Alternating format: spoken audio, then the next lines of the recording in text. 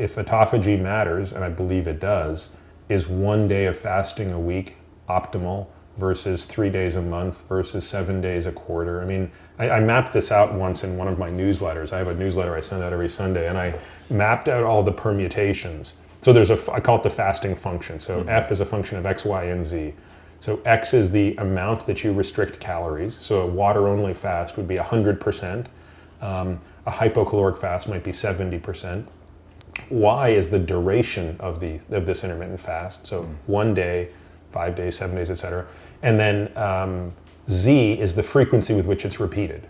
So if you're doing a 1 day fast a week, you're doing 100%, 1, 7, right? Yeah. 1 day every 7. I do 100%, 7, 90. Every quarter, I do a 7-day fast. I think a reasonable protocol is probably 100%, 3, 30, 3 days a month. So if you go through all of the combinations of these and come up with ones that are physiologically reasonable, I think my back of the envelope calculation is there are 50 different fasting regimens that we would all call intermittent fasting regimens. So point number one is anybody who says theirs is the best is either delusional and completely incapable of understanding combinatorial mathematics, or they're lying. And two, we shouldn't be in a situation where we have 50 things to choose from and we don't know, at least by some semblance, how to rank order them.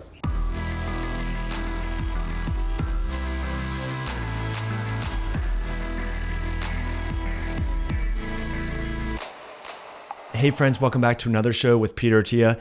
It's a good one. And this episode is brought to you by our friends over at perfectketo.com, the suppliers of a range of products to help you along your ketogenic diet and lifestyle change, including low-carb, high-fat, whole food-derived protein bars, and some of the best-tasting nut butters that are out there infused with MCT oil powder.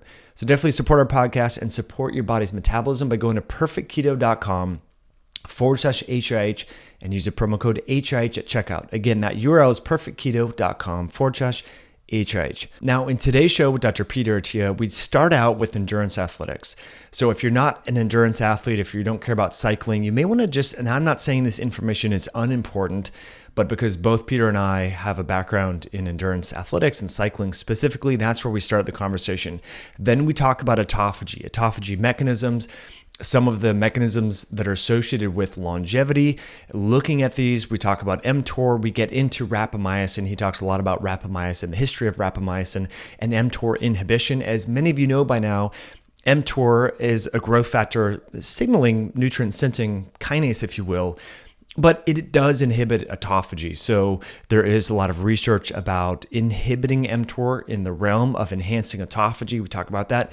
Then we transition further into different applications in the context of intermittent fasting, time-restricted feeding, and we dive into, the ketogenic diet and blood sugar regulation. But it's a really, really good show. There's a lot of resources and links below this video in the YouTube description, and the associated timestamps and transcript that you may be interested in, as well as the audio version of this interview over on iTunes. So I really hope you enjoy, and if you do, please hit that like button, share this with someone that you care about, and let's dive back into it with Dr. Peter Attia. So about cycling, so I was a Cat 2 cyclist, so I raced. Okay, yeah, so you know so both familiar with. Yeah, I wish I had lactate testing back then. That would be kind of cool to tinker with. Yeah, well, when were you doing it? I mean, they did. 2008 to 2000. Oh, yeah. I was lactate testing like in the early 2000s. It's a bit of a pain. And that's different. Time trialing lactate testing is very different from lactate testing I do now, because that's lactate threshold. Like you, in a time trial, you want to sort of, if you're, let's say you're doing a 40K, you want to be at about 4.5 millimolar for the entire race, and then in the last 5 minutes blow up. Right. Otherwise, so I would usually finish that at about 14 or 15 millimolar. But at any point during a repeatable interval, I'd want to be at about 4.7 to 5.5. Interesting. So when you're getting lactate levels of 17 millimolar? Today. Yeah. So say 20 would be how I would get on a Tabata. That's just a 4-minute all out. Okay. I mean, it's how it works. It's like 20 on, 10 off. For 4 minutes. Yeah. And what kind of power? Like, what's your average power? Yeah. So it's on an air bike. So, and it's hard to say average power because it takes a while to get up, and then you have it off. But I just want to make sure during that 20 seconds on, I'm hitting at least 8 watts per kilo.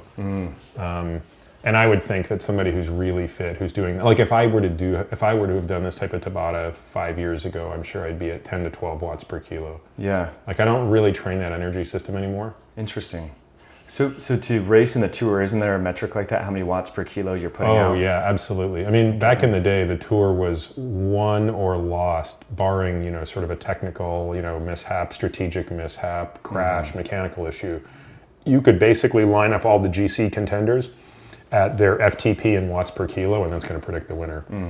And, it's impossible to say, because the sport has never been clean, and it never will be clean. So, by the way that people want to believe what clean means, which is sort of a goofy definition, but certainly in the heyday, you needed to be in the high sixes, low sevens in FTP watts per kilo, which is that's mind-numbing to me. Yeah. So clean meaning EPO, GH, everything else. If you want to define clean would be everything that is on the WADA USADA ban list is not being used in any form, in any derivative, in any out of season, in season. Like that would be clean, and that's never happened, and that's never going to happen. Right. At that level, I mean, do you think any sport is truly clean at the elite level? And I was thinking even like when I was racing Cat 2, there was definitely guys that you could tell by the striations in their quad and gas rock that they were on something. Yeah, I mean, it's really funny. There are some sports where you get the sense that the doping just isn't as rampant, at least at the U.S. level. Like I've always thought swimming is pretty clean. I think the U.S. swimmers are generally pretty clean. And whereas we see it in other countries, that's not necessarily the case. But I think cycling is just by its nature, like the Tour. I mean, so as hard a on cyclist, the body. 3 weeks. I mean, with that, I can't even fathom. I mean, the most I ever did was like 3 back-to-back days of 100+ miles at race pace. You're 3 trash days, just like, 3 days. Yeah. You're gone. You take 3 days to recover from that. So now, admittedly, I'm not that good. Sure. So, but it doesn't matter how good you are. I mean, 21 days of racing inside of 24 days or whatever it works out to. I mean, it's incredible. It's a lot. I mean, the stress on the body. I think at that level, I've had this theory that like the elite athletes, they just recover better. Oh, for sure. I think that's part of a metric that we talk about, like building size, power to weight ratios, things like that. But I think a big aspect that's underutilized or under talked about is that recovery. Yeah, and also the other thing that's sort of missed with the best and the best and the best of the world is they've never really taken great lengths of time off. And if I go back and look at what my anaerobic output was when I was sort of 15, 16, 17, 18 years old, it was like superhuman. And the worst thing that ever happened to my conditioning was going to college, because basically I had to go from training 6 hours a day to training 2 hours a day. But there was something to be said for 6 hours of training a day, every day for 5 years. And I've never even come within 25% of that level of fitness. Sure. And I think that there's just something to be said for uninterrupted periods of just volume. Incredible volume, incredible intensity before the system breaks. Now, along those lines, the volume, the capillary density, the mitochondrial biogenesis, like what specific mechanisms of that volume do you attribute to better success when it comes to specifically endurance athletics? It's a good question. I mean, one thing on lactate clearance, I do think, and I've never been able to sort of demonstrate this, though I actually tried to get an IRB here in San Diego to approve muscle biopsies for some work I was doing with athletes back when I worked with athletes, which I don't do anymore. But I do believe that one difference between me and a world-class athlete is the density of MCT transporters in their muscle. So I think they are much more efficient at getting lactate back into circulation, back to the liver. And I do think you can train that. I mean, I think there are some people that are going to be born with, just as we see a spectrum of height or, strength or any, characteristic that matters genetically, you'll see the same thing.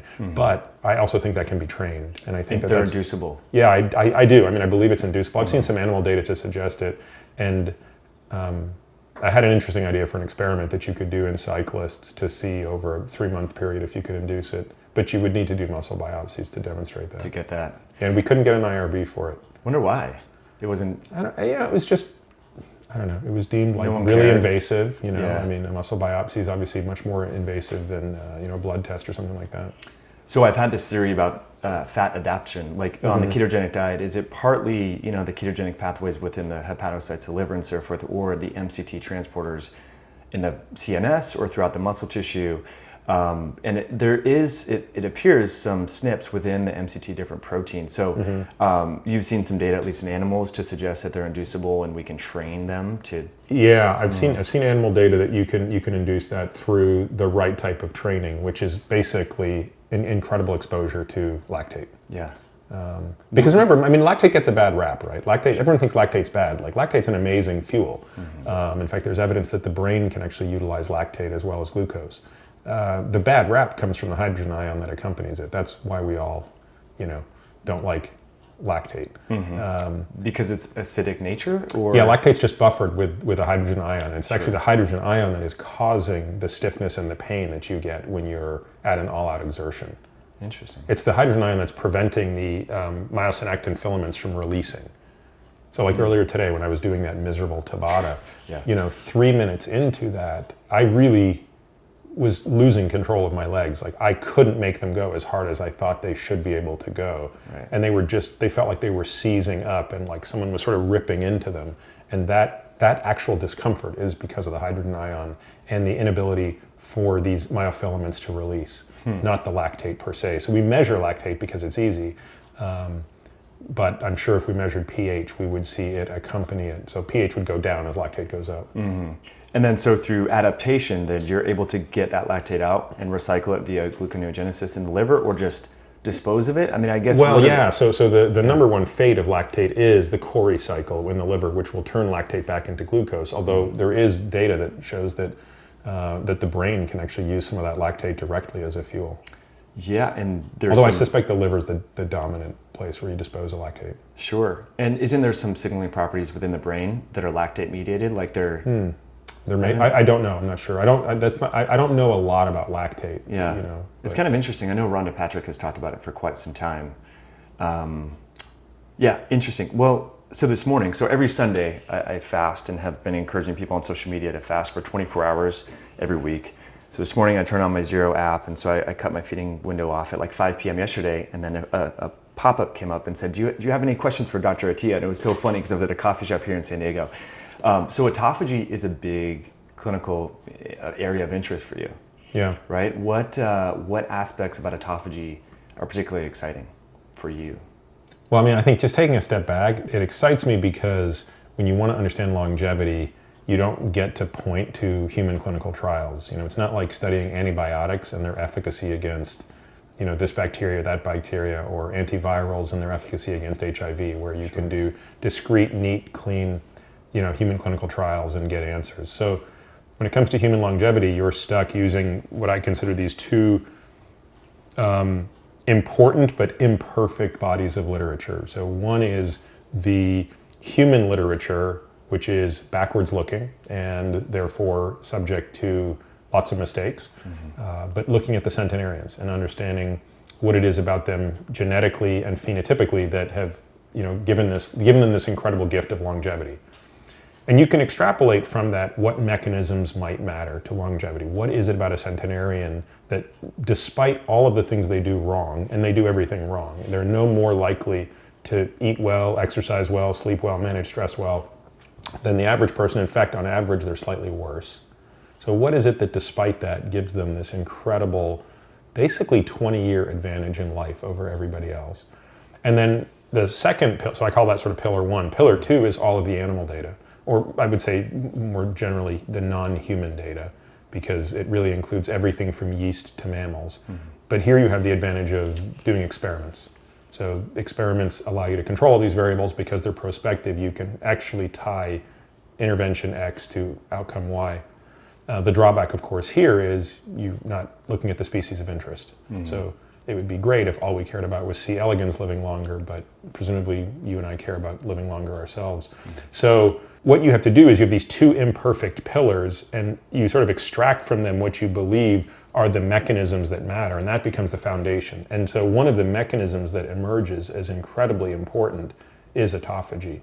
And you could point, certainly coming from the animal data, the only two interventions that really seem to offer longevity over this billion-year hurdle of evolution, so everything from the yeast, flies, worms, mammals, the only two things that seem to uniformly, if done more or less correctly, impose longevity are rapamycin and some degree of fasting.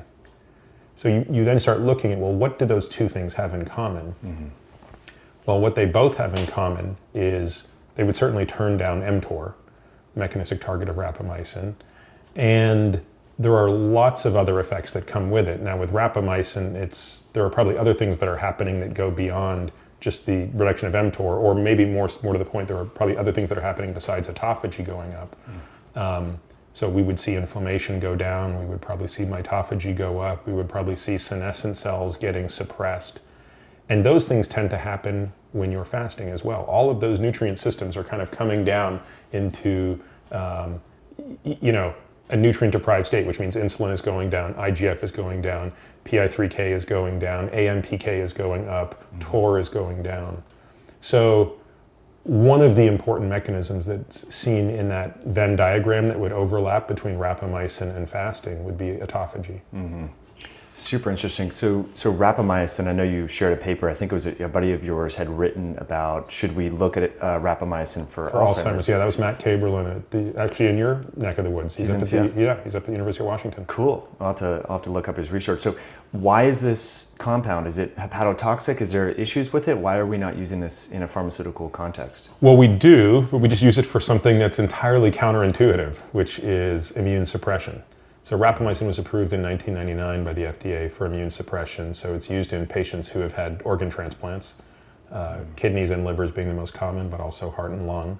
Because when it's administered in a certain way, which is at modest doses, day in and day out, it has remarkable anti-proliferative properties. And one of the cells that is most susceptible to that are T cells, which play such an important part in regulating the immune system, or more specifically, the branch of the immune system that would reject an organ. Which is Well, so this is what we call the adaptive immune system, that is not the one that's necessarily getting rid of bacteria, but more the one that's going after viruses, cancer, and recognizing and distinguishing self from non-self. I see. So it was discovered back in the 70s. Well, so rapamycin, of course, you know the whole story of it, I'm sure. We won't have to go into it. Actually, I don't. I haven't read it. Yeah, if you want to dive into it. Yeah, it's one of my favorite stories in biology. Cool. So in 1963, 1964, an expedition from Canada went to Easter Island to study a number of things. They wanted to study everything about the ecology, do some bioprospecting, do a whole bunch of things, because Easter Island is such a remote area. In fact, I believe it is actually the most remote civilization in the world, meaning it's the most remote place that has a population at a greater distance from the main population. On the East Coast? No, so it's off the west coast of Santiago. Okay. It's about a 6-hour flight due west. So it's a little further from Santiago than Hawaii is from the west coast of the United States. Wow. Okay. And it makes up one of the 3 corners of Polynesia. So they went there and they did a lot of really interesting stuff. And there's a very famous volcano there at one corner of the island, and they dug up a whole bunch of interesting soil that presumably had organisms that had not been seen elsewhere. And several years later, a bacteria was discovered within there that had never been discovered before, called, I believe it's Streptomyces hydroscopicus. So this bacteria produced a chemical, and that chemical turned out to have really interesting properties. So it was incredibly suppressive of anything that was proliferative. And the first thing they looked at was yeast. So it would basically shut off the ability of yeast and fungus to proliferate. And so the scientist who discovered this, his name was Suren Segal, thought he was really onto something interesting. He thought he was onto the cure for athlete's foot, actually. Wow. And he was at the time working at a pharma company. To make a very long story short, that pharma company was acquired by another company, and he was told to shut down that project. But he felt so strongly about this that he kept it in his freezer in his house for about a decade. Wow. When the company that his company was sold to was ultimately bought by Pfizer, he brought it back out of, oh, sorry, no, it was bought, anyway, Pfizer bought it after the next company that bought it. But when another acquisition took place, he brought it out of the freezer and said to his, his then bosses, hey, I've got this interesting compound that's sort of been doing nothing for 10 years. Do you mind if I resume work on it? And they said, sure. So he got back to work on it. Now, he named it rapamycin in honor of the Rapa Nui. So the Rapa Nui are the people of Easter Island. So it's called rapamycin to honor where it was discovered. And the work went on through the mid-'80s into the mid-'90s, and by the late '90s, this in fact was approved as a drug to suppress the immune system. And it really was one of the game-changing drugs in immune suppression because, you can suppress the immune system with a lot of ways, but every way comes with its own set of side effects. And the typical way you do it is with corticosteroids. Mm-hmm. But they come with just so many awful side effects that, we were always looking for something a little bit more sophisticated. And so cyclosporin was a big breakthrough in the 70s and 80s. And then this drug became the next generation breakthrough. Interesting. So it would be off-label use then to use it for something else? That's right. It took 10 years before anybody thought to ask the question in a different way. So it wasn't until 2009 that another paper came out that set forth in motion an onslaught of additional research that said, well, wait a minute, if rapamycin works by suppressing mTOR, and we know that at least transiently that's really a beneficial thing, there should be something else about rapamycin that could be very valuable. Mm-hmm. So the first study I believe that came out, which was I think it was in 2009, looked at mice, both male and female, and it began administration quite late in life, which was about 600 days, which for a mouse is very old. That's like a slightly beyond middle-aged mouse. And it's important to note that very few things can extend the life of a mouse that far out. In other words, even if you start calorically restricting a mouse that late in life, you don't see much of a benefit. You usually have to start earlier. And yet, despite that, the rapamycin-administered mice were living, I believe the males lived 9% longer, the females 13% longer, which was of total lifespan. So of additional lifespan, it was in 20-25% additional lifespan. Wow. Which is pretty significant. And those results have been replicated over and over and over again and across multiple species, which is what makes 10 years later rapamycin, to me, probably the most interesting compound when it comes to longevity. But there's no human clinical trials to use it in this context at present? No, so Matt Kaberlin, who's in your backyard, is studying it in dogs, and the results are really exciting, in companion dogs. So here you have large animals that are in our environment, so subject to all of the same toxins that, exactly. Yeah. And in his shorter period of 12 weeks, he's seeing improvements in cardiac function because dogs are really susceptible to a cardiac disease we don't get in great abundance called cardiomyopathy. So we get atherosclerosis, which ultimately damages the muscle, but they get a disease that goes straight after the muscle without harming the arteries. And that cardiomyopathy probably accounts for, among their top 3 causes of death. Interesting. So he's showing that with rapamycin, you can add 10% to the ejection fraction of these dogs within a period of as little as 3 months. Wow. So it's early data, but it's super exciting, and it's congruent and consistent with kind of what we see in other models. So yeah, to answer your question, there are no human clinical trials to my knowledge, although I've heard of people kicking around the idea of doing an Alzheimer's trial, so probably targeting patients who are in the earliest stages of cognitive impairment or dementia, and then asking the question, could rapamycin extend their useful cognitive time or even reverse these changes. Now, there's other compounds that are sister compounds. So everolimus is a sister compound to rapamycin. It has been studied in humans, and it's been shown that in as short a period of 8 weeks of administration, followed by 8 weeks of washing out, it enhanced immunity against an influenza vaccine in people that were 65 years old. Also very counterintuitive. Yeah. Because you'd think it's an immune suppressant. It shouldn't make their immune system stronger, but in fact it did. And these results are being replicated, again, by another company that has acquired the rights to everolimus, which was previously at Novartis. And so now they're combining it with other agents and looking for these other easier clinical outcomes to measure. Infection's an easier thing to target than longevity. Right. Really interesting. Now, is this something that a patient could get a script for now and use it off-label? Because there's different compounds like methylene blue is being used Yep. totally off label. Yep. By the way, have you experimented personally with that? Oh, it's funny you bring that up. I will be shortly. I'm just in the process of getting a compound pharmacy to make something that I will be happy with. Because as you probably know, the thing you want to be careful with methylene blue is if it has even 1% contaminant in it, it can be actually harmful. Okay. So we're trying to find something that is pharma grade pure, and yeah, I'm very interested in it, especially after the interview that I did with Francesco Gonzalez Lima at the University of Austin. He and Jack De La Torre are doing incredible work with methylene blue in patients with cognitive impairment. Interesting. And mechanistically it makes a ton of sense given its activity in the mitochondria. So yes, you're right. Rapamycin can be written for by it's a perfectly legal compound, within the confines of medicine. So anyone could acquire a prescription for it, but it still begs the question. I don't think we know exactly what dose to take it and at what frequency. So you personally don't recommend it, or have you gone into that?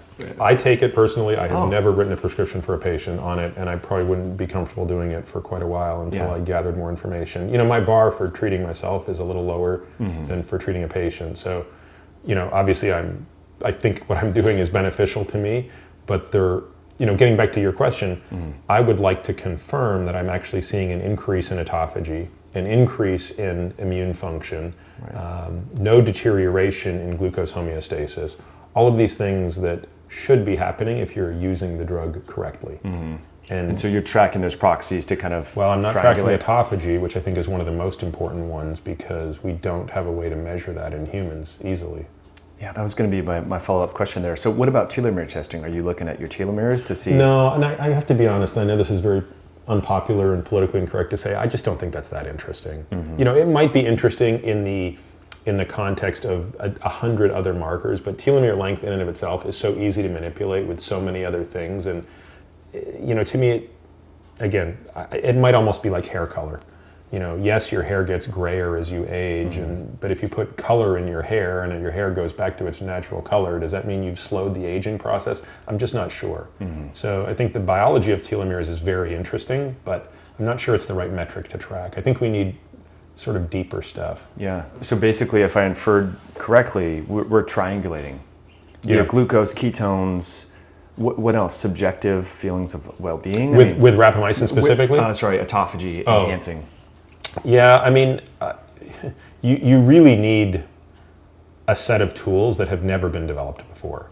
In laboratory animals, we infer what's happening in terms of autophagy, usually once you've sacrificed the animal by looking at the conversion of different types of things called long chains, which are microtubules, which if a cell is undergoing autophagy, which for the listener, I guess, just to be clear, is sort of self-eating.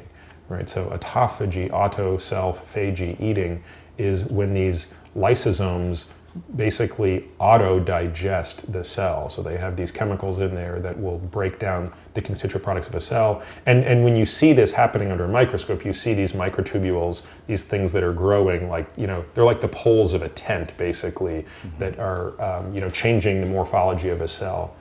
And so for me to sort of take a biopsy of your muscle right now and try to put that under a microscope and see if you have those microtubules because you're fasting is not practical. So what is probably needed is to develop a signature of autophagy that can be measured in the blood. Metabolomics. Or Exactly. proteomics. It'd actually be all of the above. I think it would be metabolomic, proteomic, small molecule, large molecule. It would be everything. Probably a signature in the gut as well. So. And you could develop that signature, I think, by presumably cross-referencing it with biopsies. So you'd have to do some of that at the outset, and using clinical situations where you just know autophagy is taking place, like a really prolonged fast. Right. My intuition says something over 3 days with only water would probably be sufficient to induce it. But again, this is sort of the frustration of this is. We're really limited by the tools. Totally, yeah. But a lot of people have these different theories on the internet, like no water during a fast, water during your fast. 36 hours, that's enough. No, not enough. And what's interesting to me is the data that we have surrounding exercise and inducing autophagy genes and looking at transcription factors. But to my knowledge, and please correct me if I'm wrong, I don't know of any human clinical trial in humans showing fasting has upregulated or induced autophagy genes. And yeah, I think that's correct. At least by my reading of the literature, it's correct also. And I think that's going to change, because I think people are starting to realize, just what we said earlier. If there's a whole app around fasting, right. People are interested in this, and I think it is the single most potent tool within our toolbox of nutrition. There's nothing more potent than not eating right. periodically. So, yeah, we should know the answers to these questions. It really frustrates me to not know the answer to something that seems so important, and also I think so knowable. Right. Interesting. Now, why do you suggest that 3 days? 3 days is just my intuition, and that's only based on my own data, right. and the data of my patients. So, excuse me, I usually wear a continuous glucose monitor. I'm sort of wearing one probably 300 to 330 days a year. Which one? The Dexcom Okay. G6, yeah. So, of course, I'm wearing that during all my weeks of fasting, and there's definitely something that changes in the third day. So whether it's 56 hours or 62 hours, or I don't know exactly, and maybe it's not fully 72 hours, but the first 2 days there's a lot of movement around glucose, and then by that third day it's gone. Flat. It is absolutely gone. My glucose is pretty much just below 3 millimolar, or just below 60 milligrams per deciliter, and the only thing that can make it move is exercise, which I still exercise every day when I'm fasting, so I'll still see a rise in glucose in response to that. But so we clearly know you've come to an equilibrium in glycogen during that period of time. So the liver, which is regulating our blood sugar, down to the minute, is obviously at some steady state now, where there's probably, comparable levels of glucose being made in the liver, for example, through glycerol, which you're now going to be making at geometric rates as you break down all of the triglycerides to use the free fatty acids to make the beta-hydroxybutyrate. And, the way I fast is I don't think we're actually breaking down much muscle. So, and the body, even without exercise, I think the body works pretty hard to make sure you're going to preserve lean tissue throughout a fast. So I think there's just sort of a steady state, input in, input out. And so my intuition is that's really when the body is in a fully calibrated mode of fasting. But again, I have no way of knowing that. This is a speculation, and therefore we should know the answer to this question, because it has an enormous consequence for how we would recommend patients fast. If autophagy matters, and I believe it does, is 1 day of fasting a week optimal versus 3 days a month versus 7 days a quarter? I mapped this out once in one of my newsletters. I have a newsletter I send out every Sunday, and I mapped out all the permutations. So I call it the fasting function. So F is a function of X, Y, and Z. So X is the amount that you restrict calories. So a water-only fast would be 100%. A hypocaloric fast might be 70%. Y is the duration of this intermittent fast. So 1 day, 5 days, 7 days, etc. And then Z is the frequency with which it's repeated. So if you're doing a 1 day fast a week, you're doing 100%, 1, 7, right? Yeah. 1 day every 7. I do 100%, 7, 90. Every quarter, I do a 7 day fast. I think a reasonable protocol is probably 100%, 3, 30, 3 days a month. Someone like Valter Longo has an FMD. That's the name he gives his fast mimicking diet. It probably works out to be about a 75% reduction of calories for 5 days, and they recommend it. They have a lot of different recommendations, but call it every 90 days. So if you go through all of the combinations of these and come up with ones that are physiologically reasonable, I think my back of the envelope calculation is there are 50 different fasting regimens that we would all call intermittent fasting regimens. So point number one is anybody who says theirs is the best is either delusional and completely incapable of understanding combinatorial mathematics, or they're lying. And two, we shouldn't be in a situation where we have 50 things to choose from and we don't know, at least by some semblance, how to rank order them. Right, and customize them to people's goals or health outcomes. Absolutely. Yeah, which is really... Yeah, because not everybody could do every one, right? Sure. I think most people can handle probably 1 day a week, but the question is that sufficient? Right. No, that's a good point. Yeah. So I personally do then the 5-day every quarter, in addition to the 1 day a week. Okay. Yeah. But I'm going to see how. I haven't done pre and post DEXA to look at body composition. You might not see much of a response. That you're sort of not going to be in a great place to see. I don't think DEXA, because DEXA is about plus or minus 1 to 1.5%, and you might not lose enough fat mass and or muscle mass in that period of time. I mean, DEXA is by consumer standards the gold standard, but you'd really need to do MRI to see it. And in many ways, I don't know that it matters. In the end, measurements of your body and photos probably tell enough of the story. The scale is misleading a little bit because you're losing so much water. And part of that is the glycogen. Remember, every gram of glycogen moves with 3 to 4 grams of water.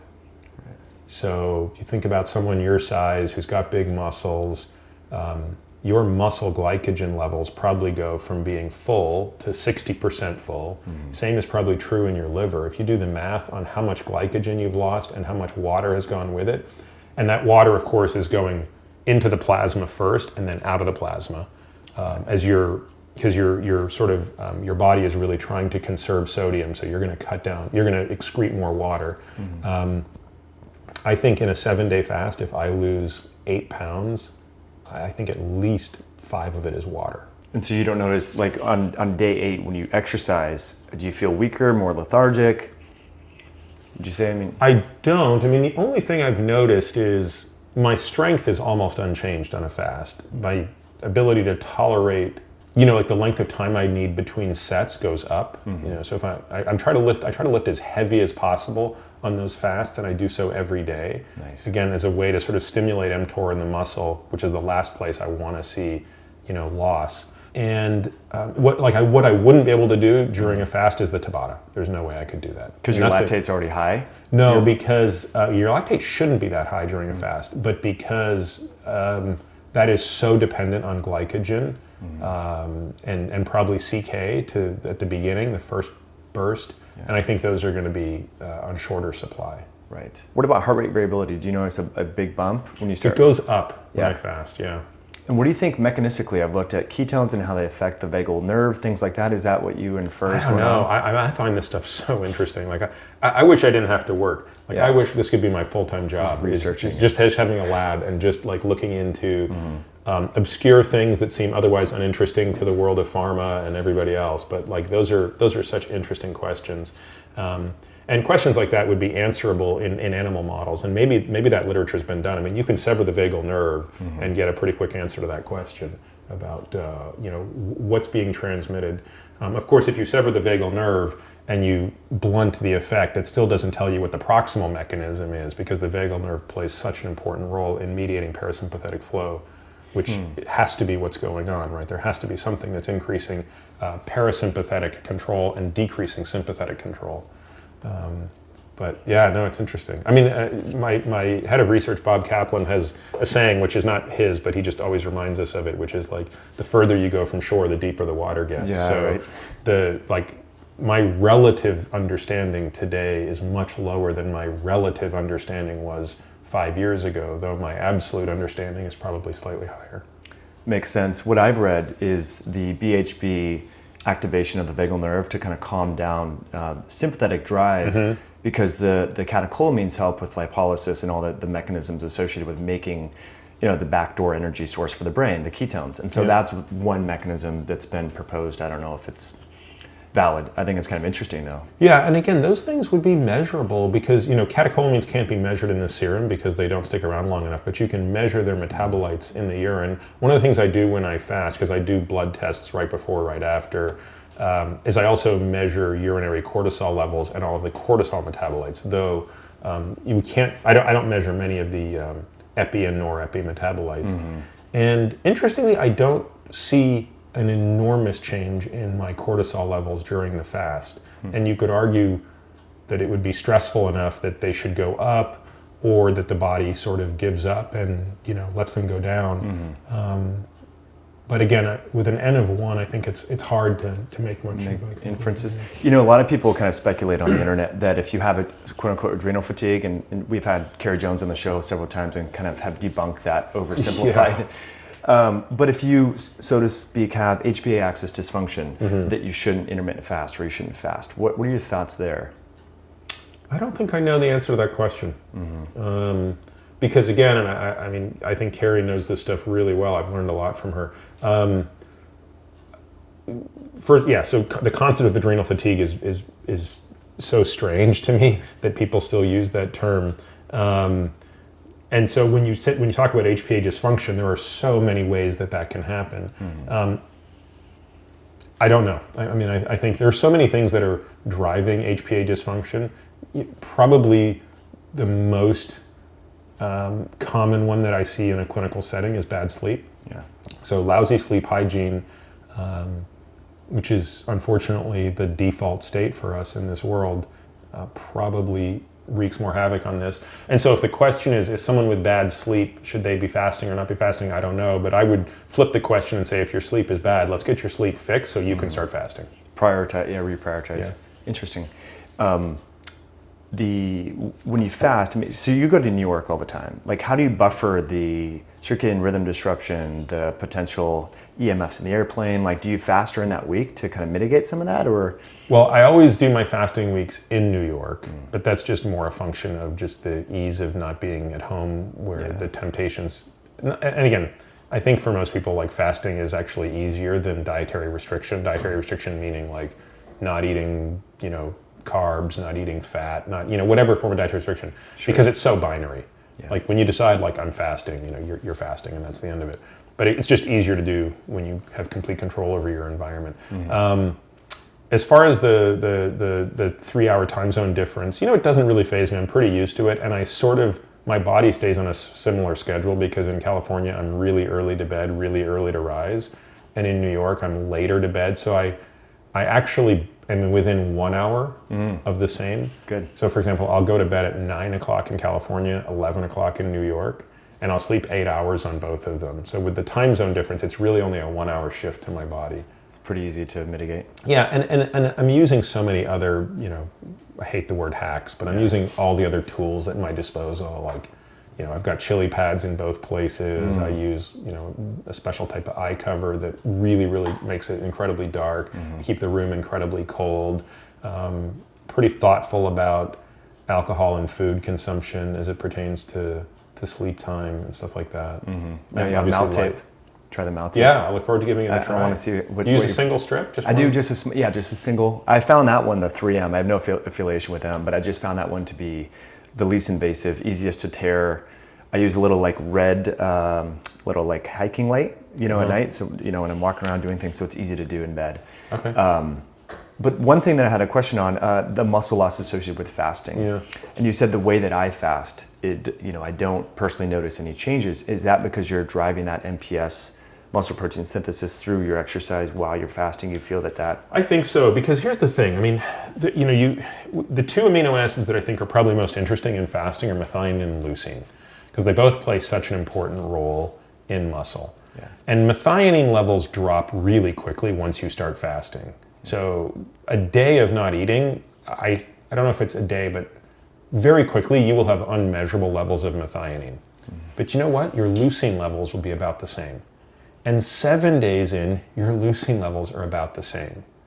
And that tells you that the body will go to great lengths to conserve leucine. And leucine is absolutely necessary for the maintenance of muscle protein. Now, I don't think you can add muscle mass during a fast very easily, because that seems to require supplemental leucine, or leucine to hang around a lot longer. So I think that so two things are happening. One, you have enough leucine during a fast because the body is doing such a great job to conserve that. And by driving the exercise, you're creating the demand to maintain muscle mass. And that also tells me that you don't need methionine to maintain muscle mass, though you might need it to increase muscle mass, as you do with leucine. Interesting. And so that stimulation will preserve Stimulation via exercise. Again, all of this is completely based on my own experience and the Totally experience of my patients who fast. So, you have to take that with a whopping grain of salt. But unfortunately, in the absence of really good literature, these are the best answers I have. Yeah, it's interesting. What about thyroid hormone suppression? That paper Yeah. with Oliver Owen. So he found in these overweight individuals fasted, I think, 19 days, T3 and T4 decreased by, I want to say it was around 30% in the first 3 days. But after that, they were relatively flat. And they proposed that was a mechanism to inhibit muscle protein proteolysis and preserve lean mass. And I was really curious what your thoughts are. Yeah, so to me, the change in thyroid function is by far the most interesting biochemical change I see in myself. And I haven't even come up with a way to thwart it or even an understanding of whether I should be trying to thwart it. So T3 and T4 only tell part of the story. You have to look at reverse T3 as well, because it's reverse T3 is our body's big buffer. So the brain makes TSH. The pituitary gland makes TSH in response to the hypothalamus telling it to make TSH. The TSH tells the thyroid to make T4. Now, T4 is inactive. The body has to do basically three things with T4. There's part of it gets converted to T3 in the brain. And so the brain's ability to see T3 is what regulates TSH indirectly. The body makes T3 in the periphery, outside of the brain. And that's what is the active hormone. That's the one that's sort of driving the changes that we expect a thyroid hormone to be able to do. But the body can also turn T4 into reverse T3, RT3. And each of those three things is controlled by different enzymes called deiodinases. And so the environment is what upregulates and downregulates those enzymes. So in a fasting state, the body is upregulating, and I believe it's D3, but I can never keep the names of these deiodinases right. It's upregulating the one that I think is D3, but the one that is turning T4 into reverse T3. And it upregulates it like crazy, because the body is basically saying, nutrients are scarce, slow down metabolic rate as much as possible.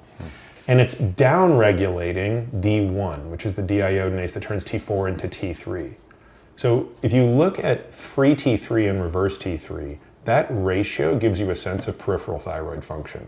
So in a normal person under normal circumstances, that ratio is usually greater than 0.2 to 0.25.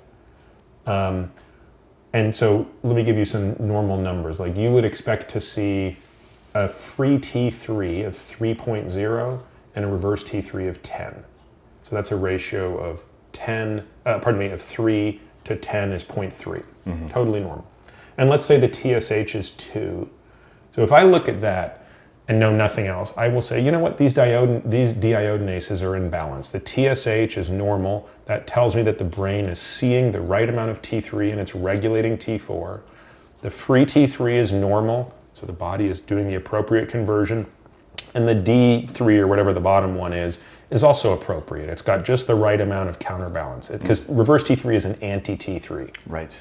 Okay, so... Let me pause you there. It sits in the receptor and inhibits T3? Yeah, I believe it's a competitive antagonist. That's what I've thought too. Someone corrected me on Instagram to no, it doesn't do that. And I could have sworn I believe read it's that. a competitive antagonist, meaning, because you have two different types of antagonism. Competitive means it sits in the receptor as well, but it doesn't activate it. Sure. Yeah. Okay. So the numbers I gave you are my sort of typical numbers. So I kind of walk around with a TSH of 2, and sometimes it's 1.6 and sometimes it's 2.7. And I'll walk around with a free T3 that's typically in the neighborhood of 2.8 to 3.5. And I'll walk around with a reverse T3 that's typically like 8 to 12. Okay. So that's me on day 1 of the fast. Well, come hell or high water, and I don't know how many times I've done this now, on the 6th or 7th day of that fast, my TSH is unchanged, which is really interesting. That says my brain is still seeing the same amount of T3. So it's centrally. As far as my central processing goes, my brain is like, keep making the same amount of T4. My free T4 is quite low. I didn't talk about free T4 earlier. My free T3 is very low. It's about 1.5 to 1.7. And my reverse T3 is in the 30s, typically 35 to 40. So my ratio will go from, say, 0.3 or 0.35 to 0.05. Oh my gosh. Which means I have had a complete and total peripheral shutdown of thyroid function. And I feel it, right? I mean, I am incredibly cold when I'm fasting. I just seem more sensitive to cold. And I suspect that also explains why I don't really lose that much weight when I'm fasting. It's not like my body's being ripped apart. And so I suspect that if I did indirect calorimetry, which would be the gold standard to measure my metabolic rate before the fast and after the fast, it wouldn't surprise me if I've seen, a 50% reduction in my metabolic rate. That big of a swing, huh? I mean, again, we'd have to measure it to know, but it wouldn't surprise me. What about constipation? Well, the funny thing is, when you're fasting, you just, it's hard. Nothing's really happening unless you're screwing around with your magnesium. Right. So that would be another really sensitive way to gauge it. But of course, the irony of it is you're not eating, so you're not going to have it. Yeah. And also, I think some of the longer term things just don't develop. The dryness of skin, the brittleness of nails and hair. You're not. That would be more of a chronic thing. Now, I've even tried on one of my fasts taking supplemental control release T3. So having a pharmacy make T3 so that you can take it in high doses, because you can't take regular pharma T3 in high doses. It's called Cytomel. It's immediate release. And anything more than about 10 micrograms of that will have you jittering off the wall. But you can take a control slow release in pretty high doses. So I think on the last fast I did in January, I think I was taking 25 or 30 micrograms of control release T3, and my hope was that would offset the thing. Didn't do a thing. Really? Yeah. Which of course then begs the question, maybe I shouldn't be tinkering with that system. Like maybe that's a part of what you want to happen. Right. And it's more just out of curiosity that I tinker with it. And of course the other thing that happens, so if the thyroid system is the most interesting, maybe the second most interesting is the testosterone system. That just completely shuts down as well. So I probably walk around with a testosterone of 14 nanograms per deciliter, free testosterone, so that's about the 50th percentile of the population. At the end of one of these fasts, I could be at 2, 3, 4 nanograms per deciliter. That's more than 2 standard deviations below the mean. And what I find interesting is, despite having the testosterone of a girl by the end of the fast, I don't really feel like I experience a significant reduction in strength. Or libido, morning erections, things like that? I don't know. I'll have to pay more attention to that. Yeah. I don't think so, though. I don't really think. I'm always surprised to see how low that number is relative to how I feel subjectively. Going back to the micronized T3, so when you were taking that, were you more tolerant to cold, or was it? It's a bad experiment because it was January in New York and it's unusually cold. Where I will see it more interesting will be in the summer. Because in my summer fasts, I remember one of the things that always jumps out at me is, how is it that it's like 85 degrees in New York? I'm in a t-shirt and shorts walking through the park and I don't feel warm.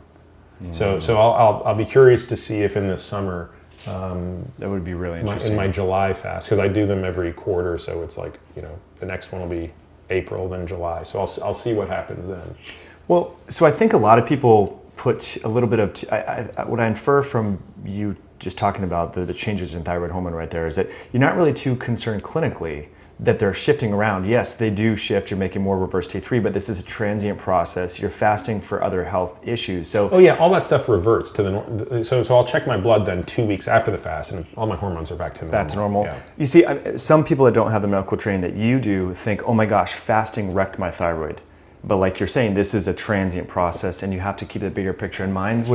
If any type of fasting is going to permanently alter thyroid, it's going to have to be very chronic. So Mike Rosenbaum and Rudy Leibel at Columbia University did a study using caloric restriction, so not pure fasting, caloric restriction in obese subjects.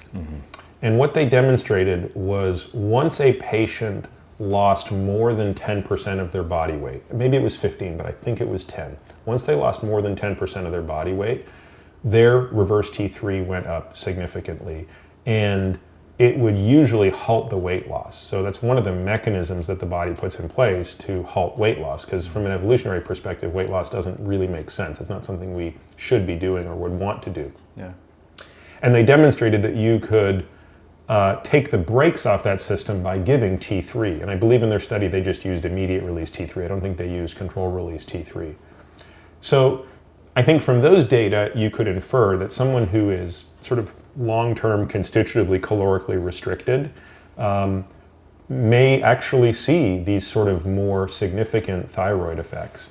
But I remember 7 or 8 years ago, there was all of this sort of anti-low carb stuff out there that says, well, low carb will trash your thyroid, your reverse T3 will go up, and blah, blah, blah, blah, blah. And I think a more plausible explanation is any diet that successfully removes weight from you should drive your reverse T3 up. Right. So maybe we were just seeing a lot of it because low carb is a very effective way to lose weight, but presumably if you did a low-fat diet or Mediterranean diet or pick your favorite diet and lost comparable amounts of weight, I suspect you'd see a comparable change in reverse T3. Now, so this is one of those things we monitor pretty closely in patients, and again, I'm not a weight loss doctor, so I don't consider this at all my area of expertise, and nor do my patients primarily come to me out of an interest in weight loss. But invariably, people do lose weight when they sort of fix a lot of the things that we're talking about. And so for the handful of patients for whom losing a non-trivial amount of weight, 20% of their body weight, for example, is something that happens over the course of the year, we just pay attention to that. And in our patient population, we haven't always seen that happen. I've seen patients lose. I've got one guy now who's probably at 20% body weight loss in 1 year. Wow. He still has perfectly normal thyroid numbers.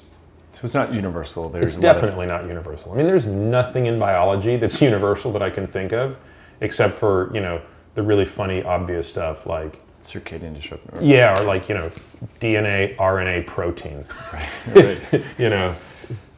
Oxidative phosphorylation. Like those things are universal, but thereafter it's pretty hard to make laws. Yeah. Speaking of oxidative phosphorylation, the podcast that you did with Nav was amazing. It was like around an hour, 6 minutes into it when you started diving into the different mediators and metformin. Around an hour 6. I was re-listening to that part because I didn't realize metformin's inhibition of complex 1 and the NAD to NADH ratio and so forth. And so, do you take NR personally? I don't. It's so expensive. I mean, I did an experiment. I took the True Niagen product by Chromadex for 2 months, like 2 years ago, just out of curiosity, just to see if subjectively I could feel anything different. I didn't notice anything. I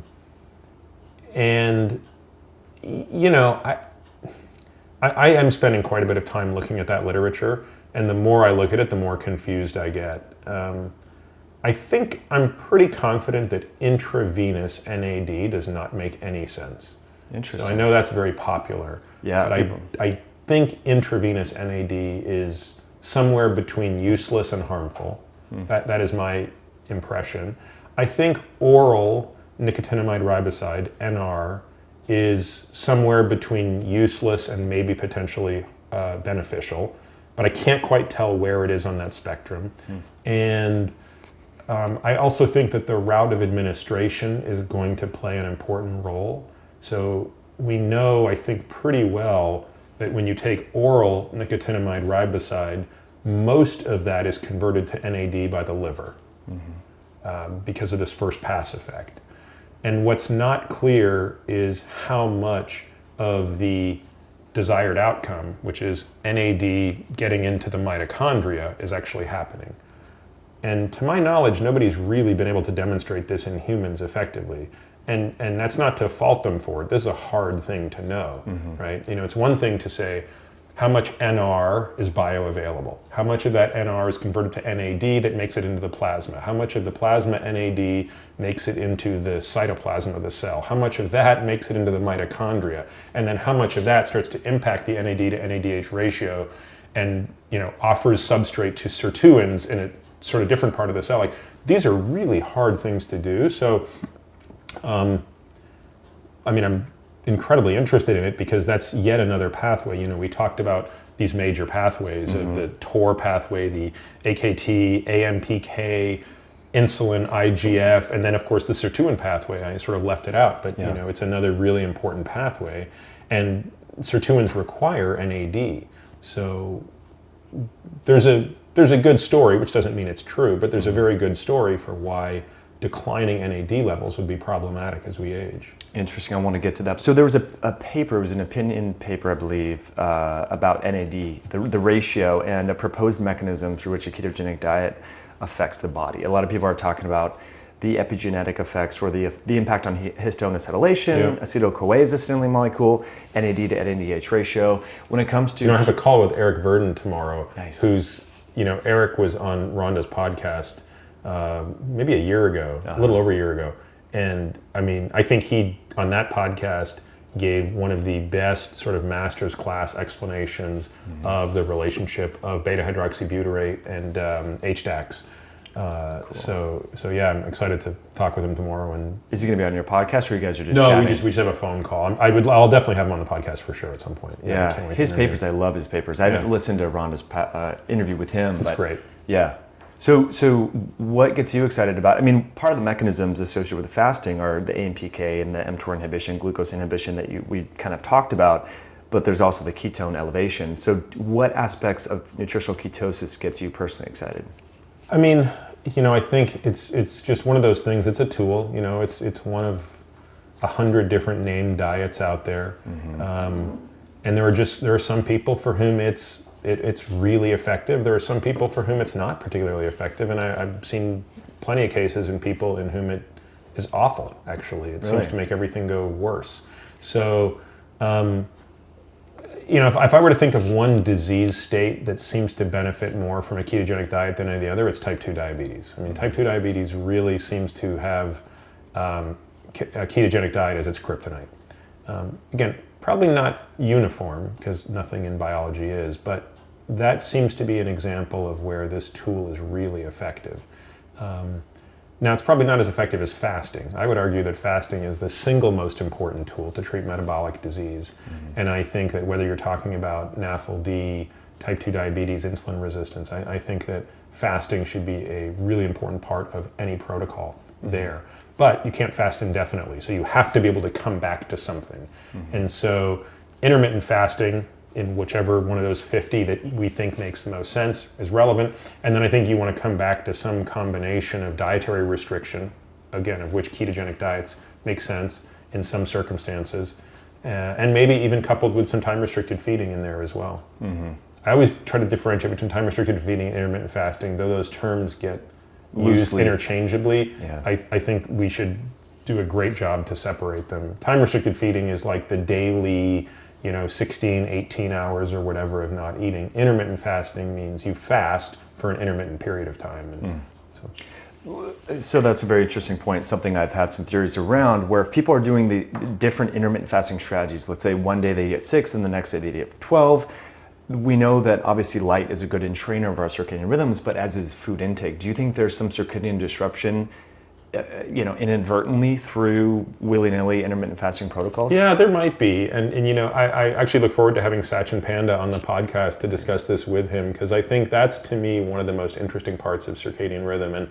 And also, you can then start to, you alluded to this earlier, and I sort of glossed over it because we've got into some other topic, but you can also use food as a way to, for example, treat jet lag.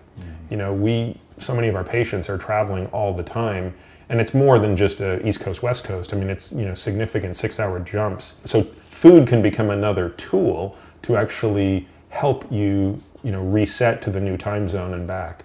So yeah, it's super interesting. And I don't know the answer to your question, which is going back and forth between different windows of feeding disruptive to the body. It certainly might be, but again, everything has to be weighed through the context of like the dose effect.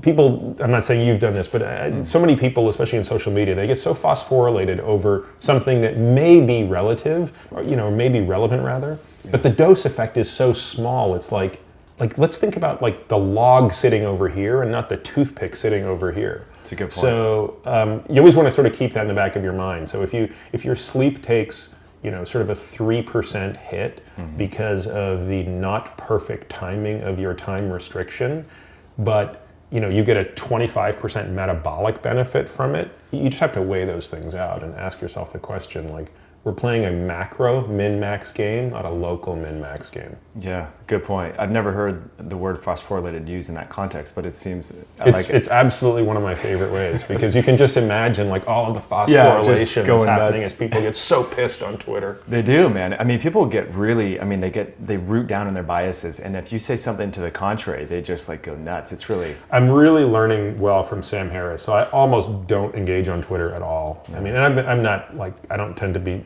I think I've probably only lost my mind on Twitter twice, but I'm at the point where like you can't go a day without seeing someone chime and pipe in at you with some ridiculous comment, and it's actually great training to just be able to look at that, feel yourself get annoyed, and go, okay, Let it pass. yeah, let's go. Interesting. Yeah. Going back, you mentioned that some people don't do well on keto. Do you think those people are the quote-unquote metabolically inflexible, or they're already... No, I think there's something else going on. Something else. Yeah. Because by definition, anybody with type 2 diabetes is metabolically inflexible. Yeah. I mean, again, we should be clear on how we define metabolic flexibility. By my definition, metabolic flexibility is a fuel partitioning issue. It's and by definition, if you have type 2 diabetes, you don't partition fuel correctly. Right. So I don't think that's it. I think there's something else going on, and I don't know what it is, but it almost assuredly has to do with the enzymes that regulate ketogenesis would be the first place I would look. Because one of the things that we do see in people who struggle with ketogenic diets is they don't tend to get glucose and ketone homeostasis despite being adherent to the rules of the diet, eat this much carb, this much protein, this much fat.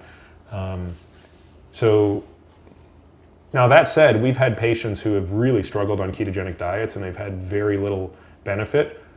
And if we kickstart them with a fast, it actually becomes a little bit easier to stay in ketosis outside of the fast. So it could be that the fast forces that, because fasting is, starvation ketogenesis, which is similar pathway to the nutrient-rich nutritional ketogenic pathway.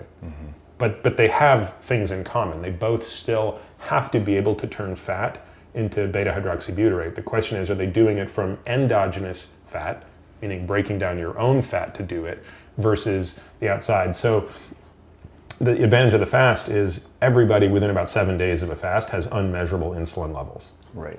And at that point, your free fatty acids are up, and then pretty much everybody's going to be able to make ketones. Now, between days 0 and 7, you can see a lot of variation between people. A lot of fluctuations there. Yeah, I love that. So AMPK is a mediator. I think on your Instagram, you have obsessed with, there's a lot of different things. Got a lot of things I'm obsessed with. mTOR and then AMPK is on there, right? So we did kind of infer, we alluded to AMPK and so forth, and I think it's kind of interesting. And maybe before we dive into that, one burning question that's unrelated to that is the U-shaped curve associated with autophagy. So we hear that autophagy is great with longevity, but is there tissue specificity and maybe in neoplastic cancer type situations where too much... I think so, yeah. I mean, I think any extreme, when you look at, knockouts, so either autophagy always on knockouts and impossible to undergo autophagy knockouts, I mean, these are both not compatible with the life we want to live. So yeah, I think most things in biology are U-shaped and inverse U's. Okay. Where too much or too little is usually a bad thing. Yeah. So AMPK, maybe if we could just kind of briefly review for everyone, and then why are you personally excited about it? Well, I mean, it's partly just tongue-in-cheek in the same way that I'm excited about all of the nutrient-sensing pathways, but AMPK is an enzyme that goes up when we are void of nutrients. So it's basically another one of these nutrient-sensing enzymes, but more so on the gluconeogenic side and the glucose side, whereas TOR is very sensitive to amino acids. And it's an interesting enzyme because I think the observations around metformin, which have a lot of people pretty excited. I had Nir Barzilai on my podcast a while ago, and I don't think you could find a person who could speak more completely on the subject of metformin and its possible utility as another one of these longevity agents like rapamycin. And one of the things that metformin does is it activates AMPK, and a result of that is the liver puts less glucose into circulation. And so for someone with type 2 diabetes, that's a really good first step. And that's why metformin is probably the safest and certainly one of the most long-term efficacious drugs in the treatment of type 2 diabetes, which then begs the question, does it offer benefits to people who don't have type 2 diabetes? I think that's the question Nir and his team are trying to answer. I don't know the answer to that question. I mean, I think that fits in the category of the more metabolically ill you are, probably the more benefit you get from metformin. So that's, I think, been borne out almost unmistakably in the patients with type 2 diabetes. I think it's, even though so many of the data are retrospective, the overwhelming common directionality of the outcomes, the magnitude of the benefits, makes it seem very likely that metformin is a net positive in somebody who's insulin resistant or has diabetes. Conversely, when you ask the question in a perfectly normal, healthy, insulin-sensitive individual, one, does it offer benefit? And two, is the upside greater than any potential downsides? And I don't think we know that yet, and that's why I think it's going to be really exciting to see TAME, which is the study that Nir's talking about, funded. And so for you personally, do you take metformin?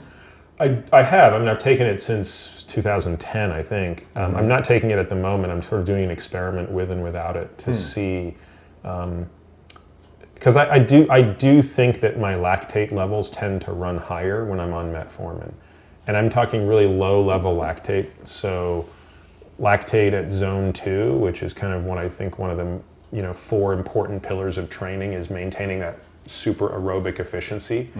Where you shouldn't be generating any lactate, right? So it's basically what's the most ATP you can make without making lactate.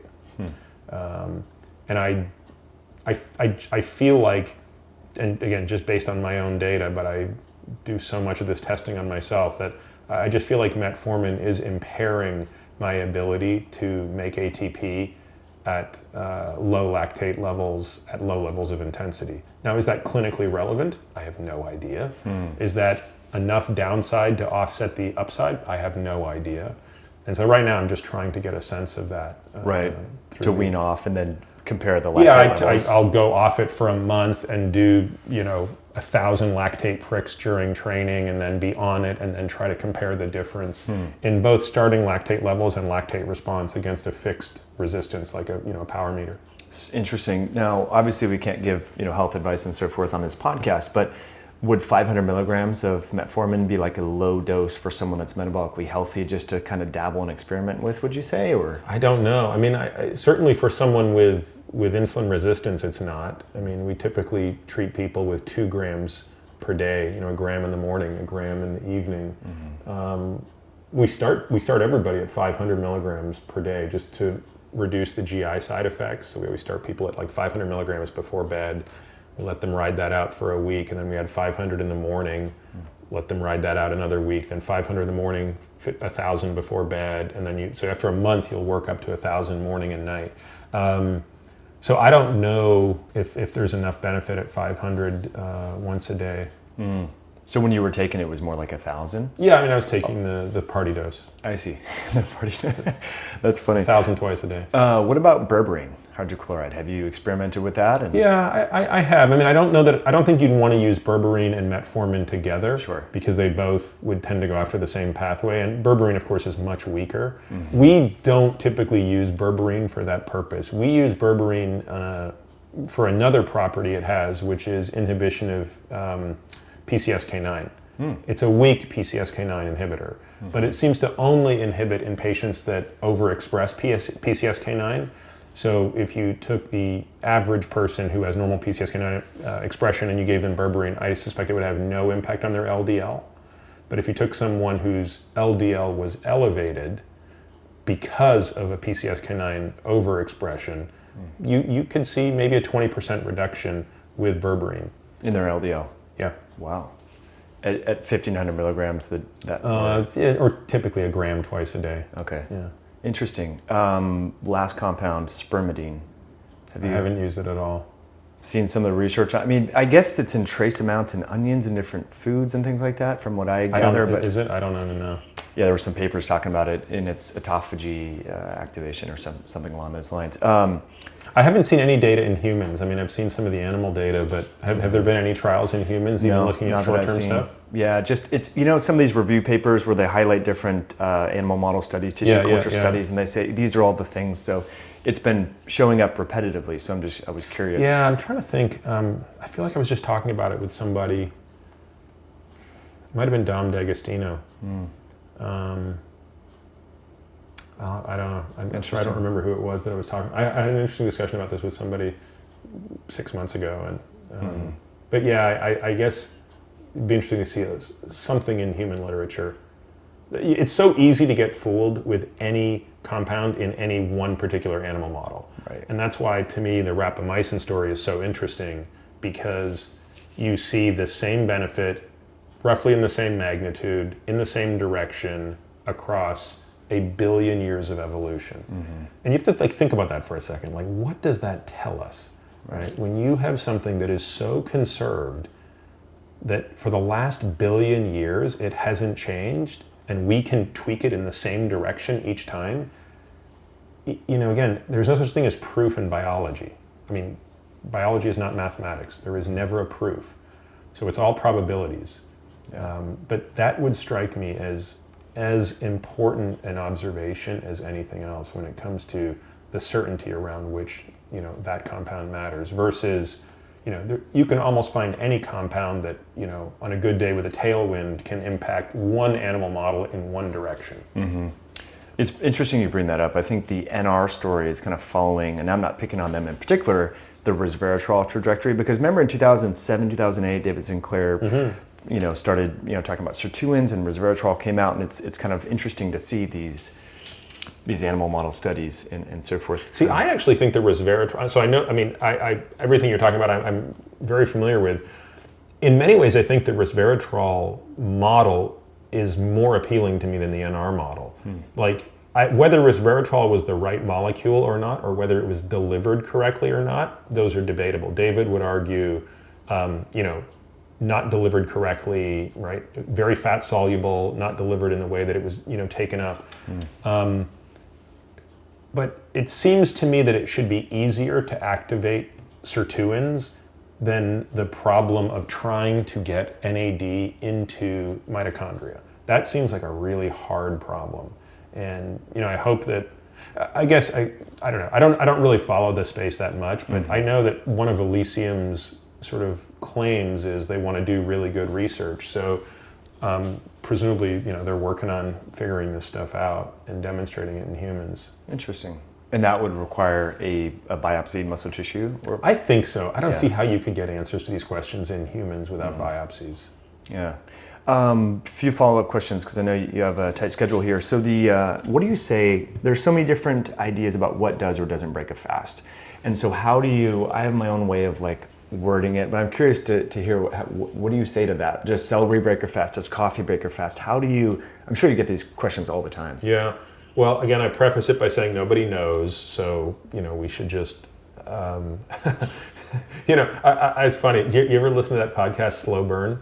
I've seen it. It's a production of Slate. Okay. Yeah, it's incredible. And, I just finished binge listening to it, because with all this easy aerobic training I do, you'd just go crazy if you were just listening to music. I have to, that's sort of that 3-4 hours a week I spend doing that type of training is where I consume all my podcasts. So anyway, one of the programs they had was on the Clinton-Lewinsky scandal, whatever you want to call it. So I just got a little refresher on that. It's 20 years ago. It's hard to believe. Wow.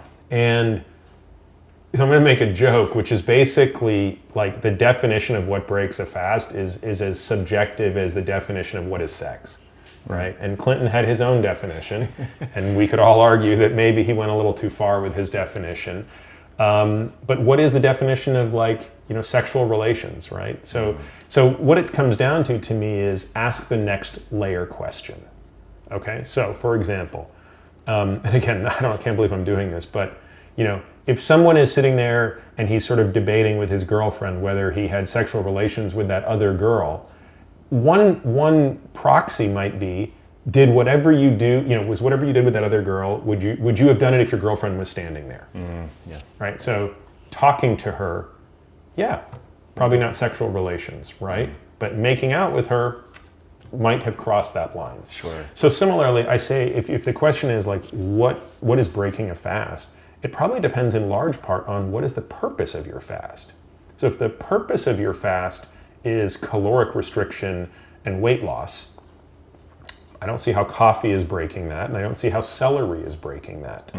If the purpose of your fast is gut rest, which I think is an important part of fasting, then I think both of those are probably tweaking your gut.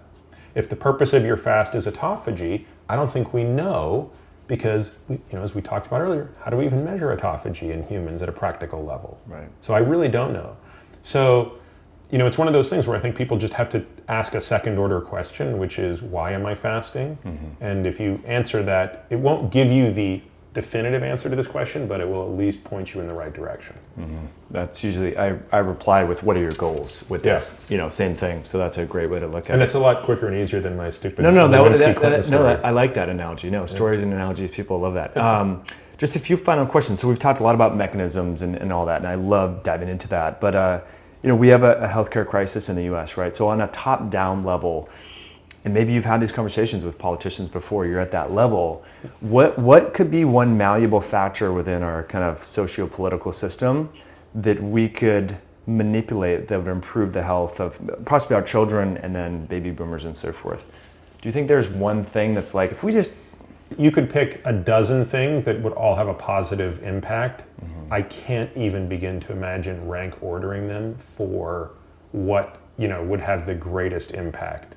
So that's the first comment. The second comment is, answering a question like that sort of requires a second order layer of thought, which is, are we in the United States? Are we in a benevolent dictatorship? Are we talking about like waving the magic wand type solutions, or actual solutions like legislative solutions or public health solutions? So again, if you ask the question theoretically, like, you are health czar for a day, and by snapping your fingers you could make 3 things happen, that's a really fun, interesting question. If the question is, you're one of the 500 plus members of the House, or whatever, the 460 members of the House of Representatives, and what bill do you want to take to the floor to make a change? I don't know. I can't think of anything that's that interesting. Yeah, no, that's fair. So you're a pretty successful guy, right? You run this podcast, you got 3 great kids, all that. We know that successful people have a morning routine, a set of practice rituals that they do. In a few minutes, what do you think is unique about your morning routine, and what do you really do that sets you up for success for that day? Oh, well, first of all, I appreciate that. I'm not used to being called successful. It's sort of a funny thing to say. Sort of like something when you're done, people should say, maybe you were successful. So I like to get up early, and first thing I want to do is sort of meditate. So I use one of 2 apps very commonly, 10% Happier and Waking Up, which is Sam Harris's app, and Dan Harris, no relation. That is funny. Yeah, I know. So I love those apps, and I usually like to do a lesson and a meditation together. So you'll listen to a lesson, which in many ways sort of gets you ready to think about this, the day a little bit, and then do a meditation. I love to make coffee, so my wife likes it if I make her coffee. There's not much I can do to improve her life, but making a really good French press is something I like to do. And then usually I'm trying to limit email checks to twice a day. As I describe it, as my effort to avoid becoming the least productive human on the planet. So I usually do a big batch of morning emails while I wait for kids to wake up. And then I kind of just want to play with the kids as much as possible. And then once they go to school is usually when I work out. So I think that part of my day is generally pretty much the same all the time. And then after that workout, then obviously the day can go in any different direction. Right. And then when do you do your deep work, your writing, your reading? Is it usually in the morning, or do you push it in the afternoon? Yeah, unfortunately, something had to go, and I would love to have made the morning and I've experimented with those things where I make the morning, creative. the time when I do that, yeah. But the problem is then I'd have to give up a lot of other stuff that is really important in the morning. And probably the most important thing in the morning, I think, is like kind of hanging with the kids. Totally. So, and I couldn't do that work in the way that like our household works in the morning. So unfortunately that work tends to get suboptimal time. Although airplanes, believe it or not, given how frequently I fly, tend to be where I do my best writing. Me too. What do you think that is? Is it no Wi-Fi, no distractions? What? I don't know, because it's not even the no Wi-Fi. Like I still have Wi-Fi on when I'm writing, because I'm using Google Docs and I like to be able to, have it sync in real time and stuff. It might just be like there's something about a finite window of time. It's like basically you have 5.5 hours, and I just look forward to. I mean, I hate flying so much, but I've come to look so forward to that window of time to write that I sort of get it done. Interesting. Yeah, I've done some of my best work, I think, on an airplane. It's really weird. I've kind of thought about that. So you have a lot of tools that make you healthy. You talked about when you travel, you like to bring, the thing over your eye cover, stuff like that. What tool or herb or supplement, what could you not live without? Like if there was one thing, your house is burning and you're running out with this one thing, what would it be? Well, I don't think it would be any health-related tool if my house were burning. I'm assuming all the kids are out. So health-related tool. Maybe that's not a best analogy. Maybe you're going to live on a desert island with a family for a year, and you can only bring just limitations, one health-related or supplement, pharmaceutical, just one compound, one thing. What would that one thing be? Well, that's an interesting question, because presumably on a desert island, you're going to be eating pretty well, because you're going to be eating lean and mean and killing some fish and eating some coconuts.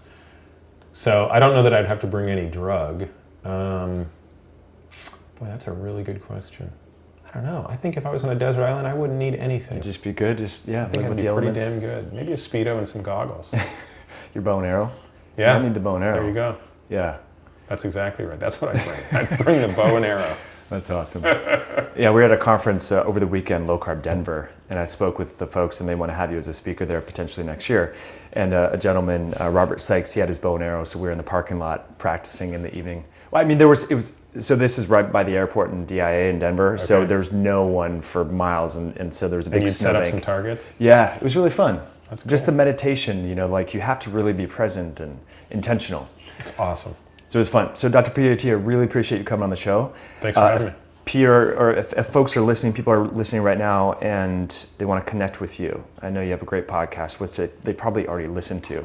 But where should they go? Like what one online resource, Instagram, your website, where should they go? Probably the website and on social. I mean, they're all the same. It's all Peter Attia, MD. Yeah. So Twitter, Instagram, and the website are probably where I spend the most time. And then you have a membership portal, $4.95 a month, I believe. Well, it's a pay what you can sliding opt scale. in, yeah. And so everyone gets to hear the podcast for free. There's one every week, and usually there's a bonus one every once in a while. So I'll probably put out 55 to 60 podcasts a year, and those are all free to everyone. I don't know if Michael pick him up. But, no, it's fine. We're winding down. It's cool. And but then the members get 3 other main benefits. One is they get all the show notes, and our show notes are really exhaustive. Yeah, they're about 20 pages per episode. And then they get to participate in the AMAs. So we have an AMA portal, so people can ask questions, and then I do a monthly AMA. And then because I didn't want to take ads, but there are a bunch of products I really love that I thought, well, let's flip it instead. Instead of me taking ad money, I will go to companies that make products that I like and say, look, you would have given me this many dollars to advertise on my podcast. Let's divide those dollars up and distribute it as discounts to people to buy your product. So we'll give the subscribers a code and they can go and buy it. And I'm not involved in the financial transaction. So I don't feel like there's a conflict of interest. And everybody kind of wins on all rounds. So those are the benefits of being a subscriber. Yeah, they definitely should support your work. There's no other podcast out there that I think goes into that level of depth. So very much appreciate you. Thanks, man. Yeah, thanks for coming on.